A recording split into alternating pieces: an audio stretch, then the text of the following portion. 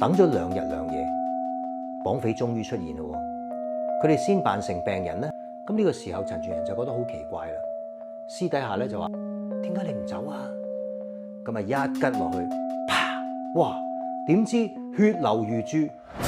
嗱，之前同大家講過，上海淪陷後期咧，以私密當報酬換取消防員救火，以及上繳收音機俾日本皇軍保命呢2單荒誕嘅事情啊！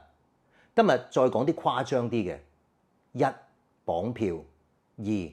勒索。你認為以上2種邊樣攞命啲呢？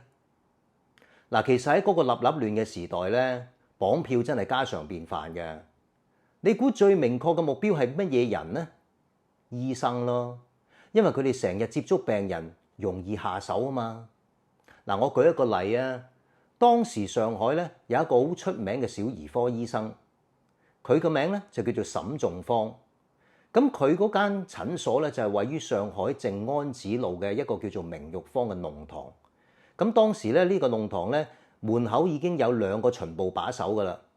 咁啊有一日有一架車咧車住3個人，中間咧有一個人咧就好似個病人咁，用一張被單蓋過個頭喎。咁佢哋堅持咧要駛入去呢個明玉坊。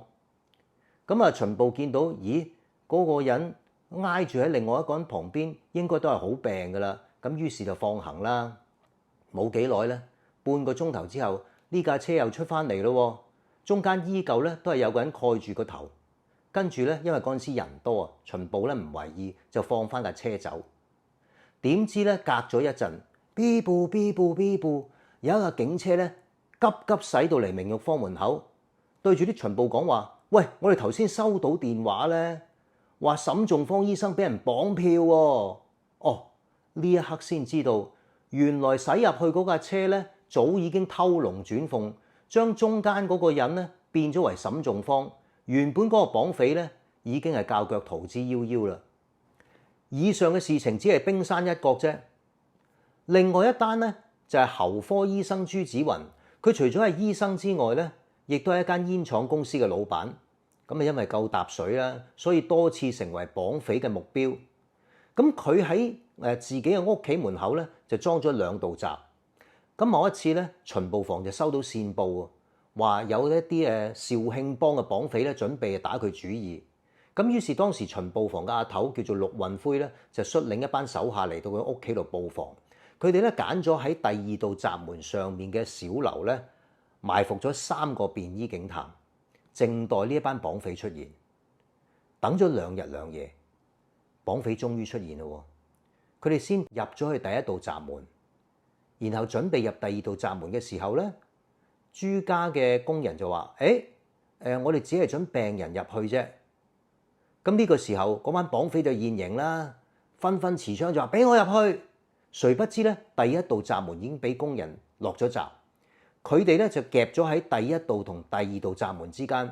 而當時埋伏喺樓上面咧，嗰3個便衣警探即刻舉槍，紛紛向下掃射，砰砰砰砰砰砰，當場就打死咗呢幾個綁匪。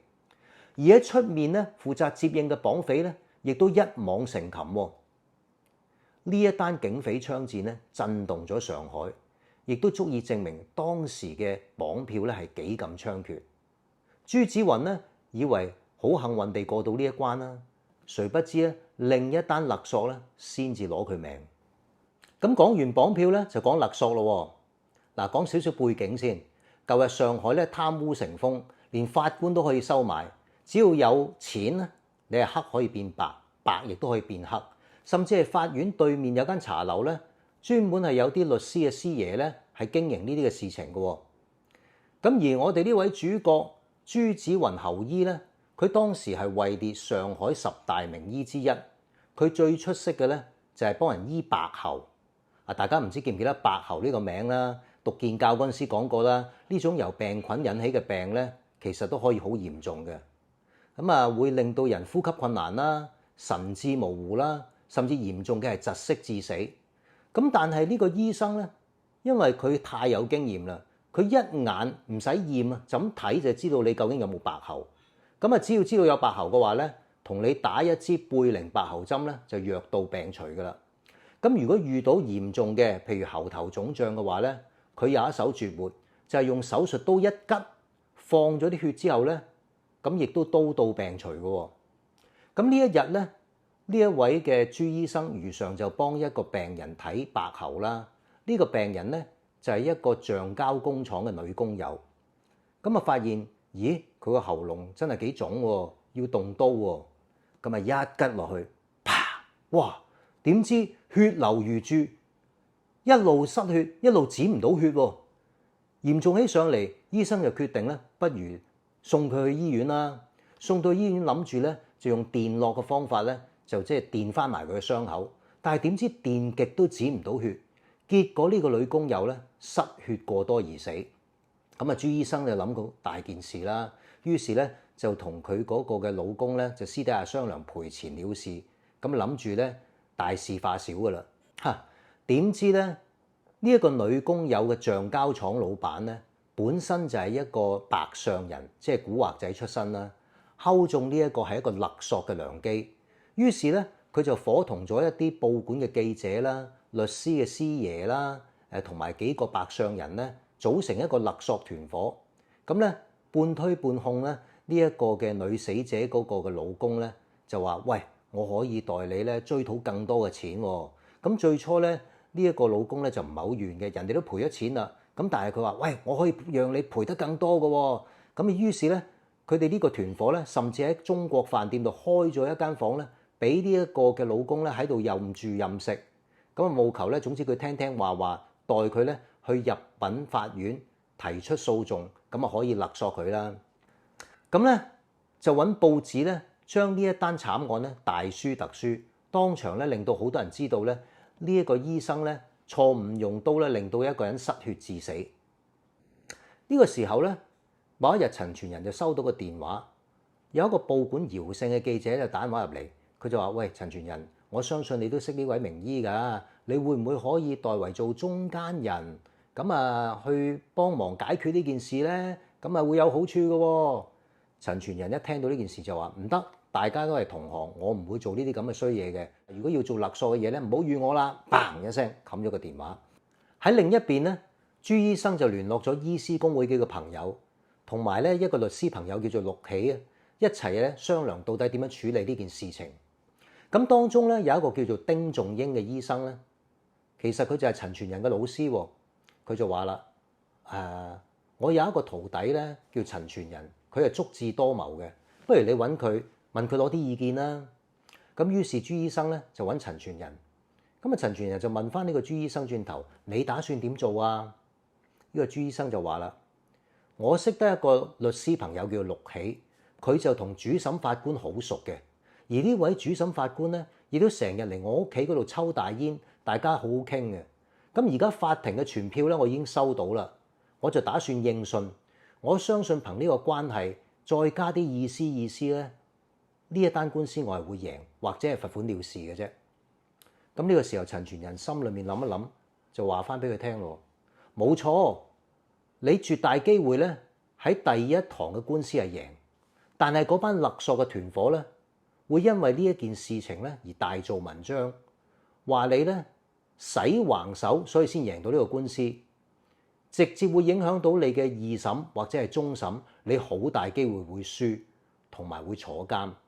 嗱，朱醫生，你本身有呢個鴉片煙癮啊，亦都有少少糖尿病，你諗下啦，如果你坐監，你會忍受幾大嘅痛苦咧？咁呢個朱醫生諗一諗，係喎。咁如果你係我，你會點做啊？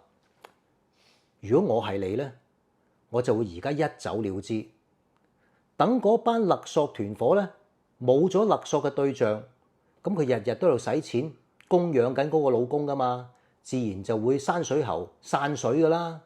咁冇咗嗰班人，你咪翻嚟揾人去揾嗰個老公，私底下再傾過，叫佢撤銷呢一個嘅訴訟。咁到時法官呢一單嘢咪會大事化小，小事化無咯，頂籠都係罰款了事啫。咁呢個朱子雲醫生係喎，照你咁辦啦。咁如是者過咗2日，陳全仁咧就關心起上嚟咧，就揾人去打聽到底呢個朱醫生有冇咁做啦。點知呢個朱醫生咧並冇離開上海嘅打算喎。咁於是佢就揾阿朱醫生同佢傾下偈，問佢發生咩事啦。咁當日嚟到陳傳仁嘅朱醫生咧，就帶埋佢個陸喜律師。咁呢個時候陳傳仁就覺得好奇怪啦。私底下咧就話：我要面對面同阿朱醫生你傾幾句。點解你唔走啊？咁阿朱醫生就話：哎呀，我其實咧有好多身份㗎，我又有煙廠啦，我又要睇醫啦，我有好多其他生意啦，我走咗唔掂㗎。加上阿陸律師保證係應該冇事㗎。咁阿陳傳仁就話：唔係喎，你再咁落去嘅話，你輸梗㗎喎。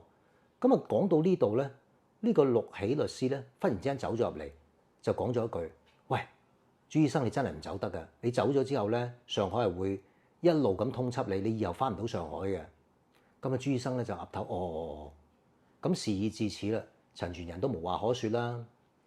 咁如是者，朱醫生真係去咗應訊，點知上庭嗰日呢一個法官咧，竟然反臉不認人，本身收咗錢之下，竟然咧判呢一個醫生係有罪嘅，於是就將佢還押監房。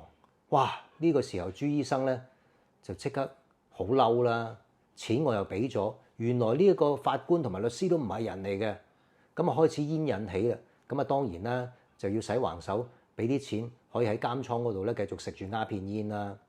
咁咪希望咧第二堂嘅聆訊咧佢係可以贏。咁但係咧第二堂嘅覆審咧排期咧排好耐喎，咁令到佢心急如焚。咁啊佢嘅屋企人咧亦都俾其他人游說話：喂，不如使多啲錢啦！你使多啲錢咧，佢起碼咧唔好喺監倉度住，換去一間醫院嘅病房嗰度有人睇住佢啊！咁啊果然有錢使得鬼推磨。呢個朱醫生咧就還押咗一個監守嘅病房嗰度。咁啊，但係咧佢個心裏面咧就好大壓力啦。到底我贏唔贏咧？贏唔贏咧？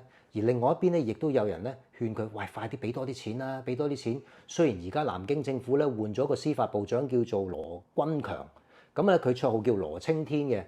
咁啊，只要你俾多啲錢佢嘅話，可能佢會隻眼開隻眼閉咧。咁於是又使多咗一筆冤枉錢，但係冇回頭喎。